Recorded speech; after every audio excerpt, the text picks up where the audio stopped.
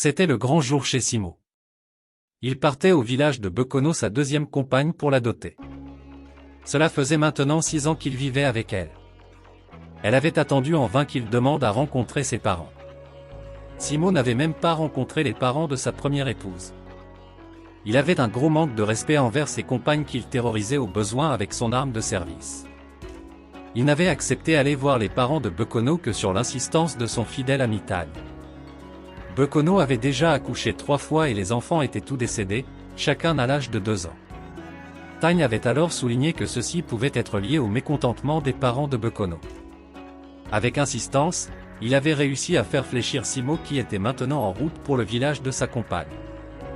Il était maintenant pressé de rencontrer la mère de Bekono et les autres membres de sa belle famille. Il espérait pouvoir rapidement répondre aux exigences requises par la coutume pour doter Bekono et vivre avec elle de façon plus officielle. Aussi, il espérait que Tagne avait raison et que le fait de venir doter sa femme allait enfin lui permettre d'avoir des enfants à la maison. Il avait hâte que tout soit réglé. La première femme n'avait jamais réussi à accoucher alors que Bekono avait perdu les 3 enfants accouchés jusqu'ici de façon inexplicable. Simo et sa délégation étaient partis aux premières heures du matin. À 11 heures ils étaient arrivés dans le village de Bekono. Le voyage avait été plutôt tranquille pour toute la délégation et Simo était content de pouvoir se reposer avant le rituel prévu dans la soirée. Il allait aussi profiter pour visiter le village de sa compagne.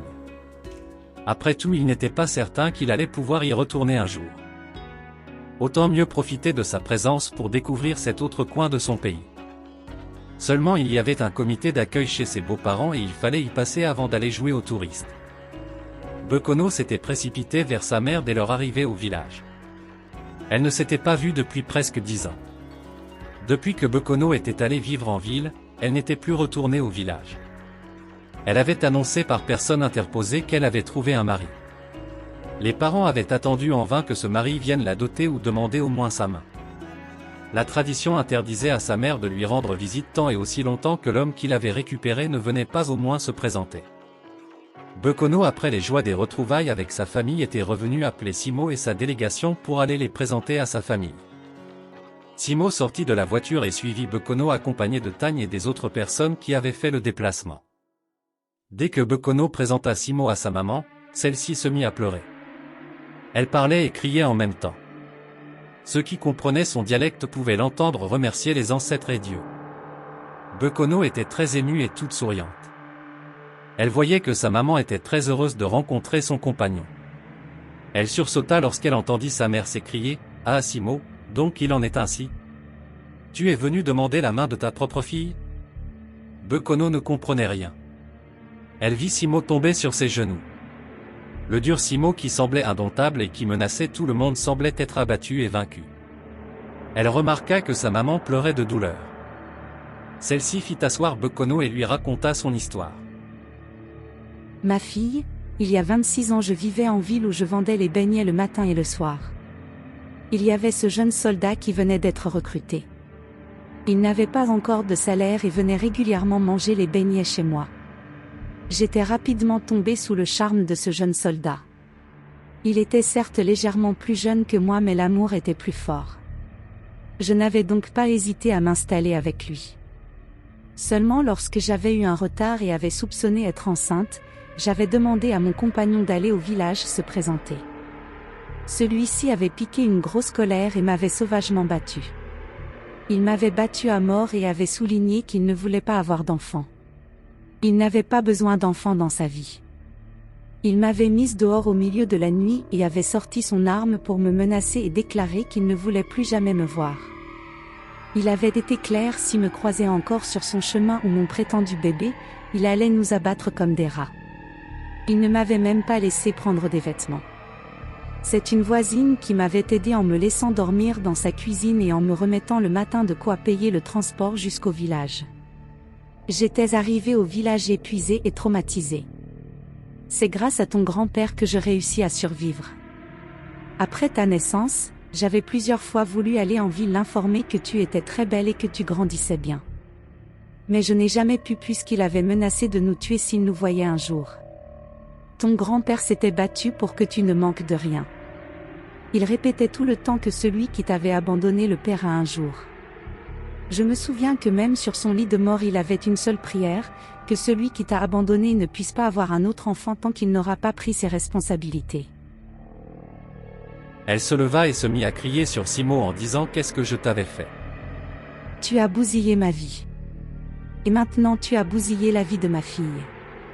Ta propre fille. Tu n'as pas honte ?» La première épouse de Simo qui avait enfin une occasion de se lâcher ne perdit pas non plus son moment de gloire. Elle accourut près de son Simo et demanda. Donc tous les jours tu m'accuses de ne pouvoir te donner un enfant alors que c'est toi qui es le blocus? Toujours à cause de tes accusations tu m'as sauté pour aller doter celle qui est arrivée après moi. Dire que je ne voulais pas t'accompagner ici. Il y a un Dieu pour les pauvres. Au moins maintenant je comprends qu'il faudrait peut-être que je parte voir ailleurs. Simo le vaillant soldat était brisé. Il était en pleurs et méconnaissable. On pouvait enfin voir son côté humain. Après avoir demandé pardon à Bekono et à sa mère, Simo les supplia de lui laisser la chance d'avoir une petite occasion pour rattraper une partie du temps perdu.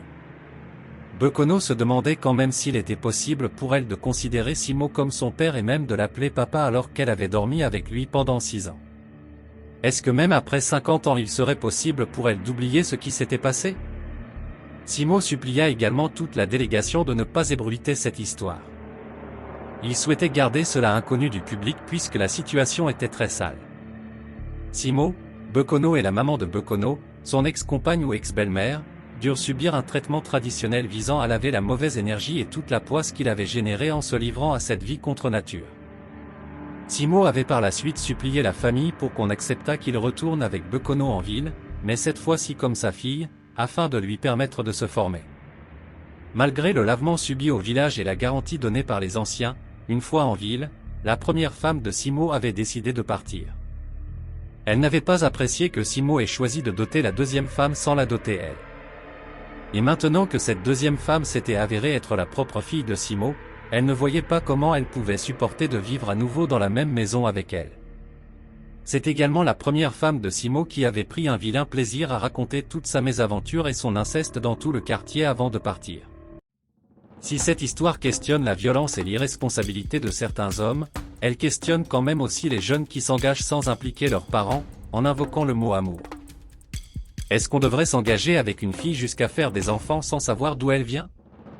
Est-ce qu'une fille devrait s'engager avec un homme et vivre avec ce dernier sans que ses parents ne le connaissent ni d'Adam, ni d'Ève?